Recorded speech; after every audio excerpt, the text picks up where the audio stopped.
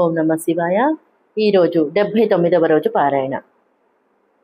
దక్షుని యొక్క 60 కన్యల వివాహము, దక్షుడు వీరిని వద్ద శివదేవి అవతరించుట, దక్షుని ద్వారా ఆమె స్తుతించబడుట, సతీదేవి యొక్క సద్గుణములు, చేష్టలతో తల్లిదండ్రులు ప్రసన్నలగుట.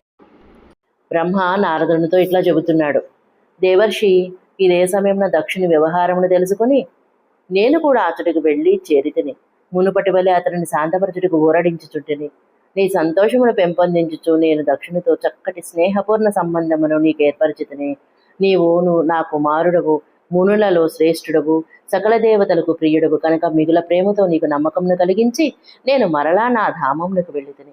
తదనంతరము ప్రజాపతి దక్షుడు నా కోరిక మేరకు తన పత్ని గర్భమున 60 మంది చక్కటి కన్యలకు జన్మనిచ్చెను. ఆలస్యము లేకుండా ధార్మిక విధానముతో వారందరి వివాహమును జరిపించెను.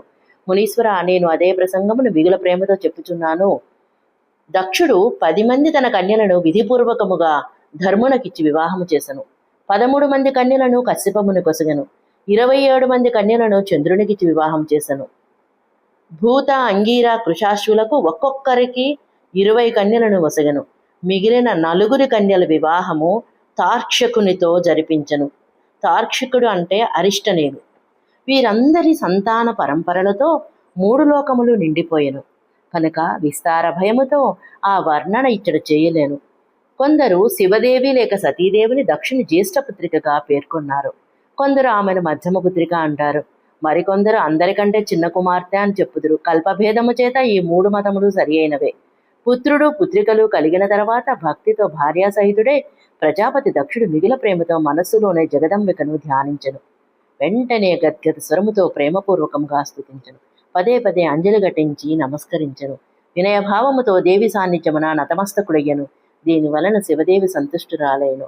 నేనిప్పుడు వీరిని గర్భమున అవతరించెదను అని అనుకొనెను. ఆమె ప్రతిజ్ఞాపూర్తికి ఇది నిదర్శనము. ఇట్లా ఆలోచించి జగన్మాత దక్షుని హృదయమునందు నివసించసాగెను. మునిశ్రేష్ఠ, అప్పుడు దక్షుడు మిగుల శోభాయమానుడై ఉండెను.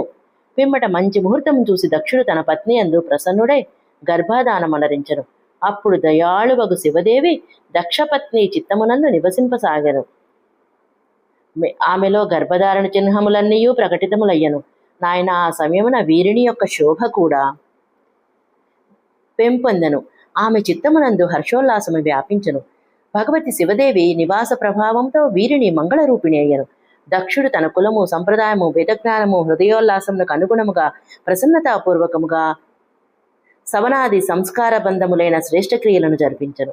ఆ కర్మల అనుష్ఠాన సమయమున గొప్ప ఉత్సవము జరిగెను. ప్రజాపతి బ్రాహ్మణులకు వారి కోరికలకు అనుగుణముగా ధనమునొసగెను. ఆ సమయమున వీరిని గర్భమునందు దేవి నివసించుచున్నదని తెలుసుకొని శ్రీ మహావిష్ణువు మొదలగు దేవతలందరూ మిగులు సంతోషించరి. వారందరూ అచ్చటకు వెళ్లి జగదమ్మను స్తుతించెను. సకల లోకములకు మేలును చేకూర్చు శివదేవికి పదే పదే ప్రణామం ననర్చిరి. దేవతలందరూ ప్రసన్నచిత్తులై దక్ష ప్రజాపతిని, వీరిని చాలా గొప్ప గొప్పగా ప్రశంసించి తమ తమ ధామములకు తిరిగి వెళ్లారు. ఇట్లా 9 నెలలు గడిచెను. లౌకిక గతి విధానములు నిర్వహించబడెను. 10వ మాసము నిండినంతనే చంద్రుడు మొదలగు గ్రహములు, తారలు అనుకూలముగా నుండగా శుభముహూర్తమున శివదేవి శీఘ్రముగా తన తల్లి ఎదుట ప్రకటితురాలయ్యను. ఆమె అవతరించుటతోనే ప్రజాపతి దక్షుడు మిగుల ప్రసన్నుడయ్యను. ఆమె గొప్ప తేజస్సుతో దేదీప్యమానురాలగుచూచెను. సాక్షాత్తు శివదేవియే నా పుత్రిక రూపమున అవతరించినదని దక్ష ప్రజాపతి ఆనందముతో పొంగిపోవుచుండెను. అప్పుడు ఆకాశము నుండి పుష్పవృష్టి కురవసాగెను. మేఘములు నీరును వర్షింపసాగెను. మునీశ్వర, నారద, సతి జన్మించుటతోటనే సకల దిశలందు శాంతి వ్యాపించెను. దేవతలు ఆకాశమునందు నుంచుని మంగళవాయిద్యమును రోగింపసాగిరి. అగ్నిశాలలో ఆరిపోయిన అగ్నులు ఆకస్మికంగా ప్రజ్వలితమయ్యను.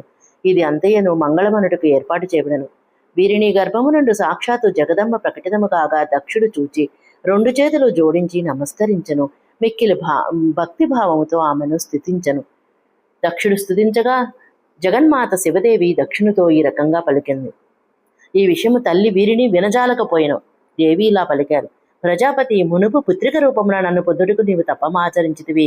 అది నేడు సిద్ధించెను. ఇప్పుడు ఆ తపస్సునకు ఫలమును గ్రహించుము అని దేవి పలికి తన మాయ చేత శిశురూపాన్ని ధరించెను. శైశవ భావమును ప్రకటించి ఏడవసాగాను. ఆ బాలిక రోదనను విని స్త్రీలందరూ సేవికలతో సహా మిక్కిలి సంతోషంతో అచ్చడికి వచ్చిరి. అసిక్ని పుత్రిక యొక్క అలౌకిక సౌందర్యాన్ని చూసి మిగిలి ఆనందించెను. నగరమునందలి ప్రజలందరూ జయజయకారములు చేయుచున్నారు. గీతములతో వాయిద్యములతో గొప్ప ఉత్సవము జరుగుసాగెను. పుత్రిక యొక్క మనోహరమగు ముఖమును చూచి అందరికును మిగుల సంతోషము కలిగెను. దక్షుడు వైదిక మార్గమున కులోచిత ఆచారములను విధిపూర్వకముగా అనుష్ఠించెను. బ్రాహ్మణులకు దానమునొసగెను. ఇతరులకు కూడా ధనమును పంచెను. అన్ని వైపులా గానములు నృత్యములు జరగసాగెను. రకరకములైన మంగళకృత్యములతో మంగళవాద్యములతో మిన్నంటను. అప్పుడు సమస్త సద్గుణములకు నిలయమే ప్రశంసితురాలైన తన కుమార్తెకు ఆనందముతో ఉమా అని నామకరణం చేసెను. తదనంతరము ప్రపంచమునందలి అన్ని వైపులను ప్రజల వైపు నుండి ఆమెకింకను కొన్ని పేర్లు సమకూరెను. అవన్నీ గొప్ప మంగళప్రదములు, విశేషముగా సమస్త దుఃఖములను నశింపచేయునవి. మహాత్ముడైన దక్షుడు తన పుత్రికను లాలించి పోషించుచుండగా ఆమె శుక్లపక్షమునందలి చంద్రకళ వలె దినదిన ప్రవర్తమానురాలయ్యను. శుక్లపక్షమునందలి బాలచంద్రులో మనోహరములైన సకల కళలు ప్రవేశించినట్లు బాల్యమునందే ఉత్తమోత్తమమైన సకల గుణములు ఆమెలో చోటు చేసుకునెను. దక్షకన్య సతి తన చెలికత్తెల మధ్య కూర్చుని భావమగ్నురాలైనప్పుడు ఆమె పదే పదే భగవంతుడైన శివుని ఆకారమును చింతించుచుండెను. మంగళప్రదయకు సతీదేవి బాల్యోచిత సుందర గీతములను గానము చేయుచుండెను. స్థానుడు, హరుడు, రుద్రుడు అను పేర్లతో కామదేవుని శత్రువైన శివుని స్మరించుచుండెను. సశేషము. ఓం నమః శివాయ.